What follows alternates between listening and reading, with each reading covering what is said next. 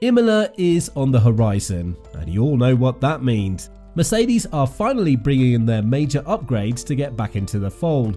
So will they succeed, or are we looking at another grueling year of struggles? Let's find out.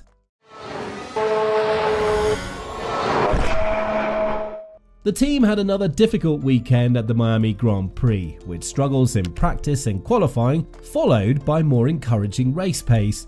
Mercedes has admitted, however, that the W14's rollercoaster of form has left it unable to pinpoint exactly what has gone wrong. The Silver Arrows are introducing a major update for the next race, the Emilia Romagna GP, which will include changes to the sidepod, floor and front suspension. While the team hopes that the new package will deliver a step forward in form, boss Toto Wolff believes that the changes should help deliver some answers about the current car's flaws. Wolff is not expecting a dramatic change in fortunes from Imola, but believes the knowledge gained could prove significant for the long term. We need to manage our own expectations, because we're bringing an update package that's going to consist of new suspension parts and bodywork and some other things, he said.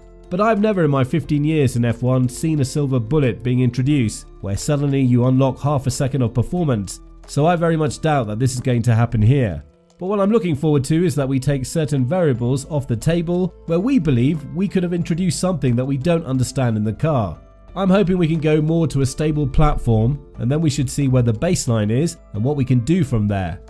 Now, after a difficult weekend in Miami that saw Lewis Hamilton fail to make it out of Q2, everyone at Mercedes are now counting down the days until it unleashes the major upgrade at Imola. However, in addition to the car's performance falling short of expectations, Wolff has stated that it has a number of characteristics that have contributed to his team's competitive struggles. Hamilton himself said that the current car was in no way comparable to Red Bull. But the worst thing about the W14, according to Wolff, is that it's so unpredictable from session to session and often without explanation. Wolff also echoed Hamilton's Friday remarks that, aside from the team curing porpoising, little progress has been made since last year. Nevertheless, the car came alive, as Hamilton put it, in the Sunday race, with Russell finishing 4th and Hamilton recovering from 13th on the grid to finish 6th. The teammates, however, were 33 and 51 seconds behind race winner Max Verstappen, with Hamilton claiming that Mercedes' Imola upgrades would need to add at least a second per lap to the car. He later admitted that's not going to happen, and Wolff himself doubts the team's first major upgrade of the championship will be worth even half a second. Russell has also tempered expectations, admitting that the team's deficit to Red Bull is enormous, with even Fernando Alonso's Aston Martin faster than the W14. There is a lot of expectations on Imola, said the 25-year-old. But at the end of the day, we finished 30 odd seconds behind the leaders today, and we still finished quite a bit behind Fernando. I'm sure it's going to take a step in the right direction, but it's not going to transform things. Let's hope it does. The car is a little unpredictable at the moment, so hopefully it exceeds our expectations in the next race, but it's going to be a long journey. So everyone is trying to temper expectations. That doesn't mean Imola isn't going to be critical to nail. What Mercedes have ahead of them is a major test on how their simulator and wind tunnel tests correlate to the real world. This has been a major area of contention for the Silver Arrows since last season, and no doubt some effort has gone into improving their procedure. And with teams already approaching the point where they must begin committing to major components for their 2024 cars, Wolff stressed the importance of learning from what happens at Imola. That's why the upgrade that we're bringing is going to help us to set the direction and to understand the various areas that we believe could play a role in why the car is so poisonous to drive. What we're doing is we're introducing a new bodywork, and we're introducing a new floor, and we're doing a new front suspension, and that's pretty large. That's a pretty large operation, large surgery. It's going to be a lot of learning in the virtual world where it's good lap time. There has been much speculation about Hamilton's future in Formula 1, with the Briton yet to put pen to paper on a new Mercedes deal. Some speculate that he's waiting to see if Mercedes can turn the W14 into a race winner, while others speculate that he's actually considering a move to Ferrari. The results in Imola could reveal which is correct, and Mercedes will undoubtedly feel the pressure of having a 7-time world champion in their garage. However, Hamilton's own words paint a different picture. At 38 years of age, Hamilton is never far from the retirement word, with that said to be the Briton's other option. While he has stated before that he wants a new long-term deal with Mercedes, he's now provided a time frame which could be 10 years or more. When asked about his future in F1 going into his 50s, the 7-time world champion told The Independent, "You can never say never.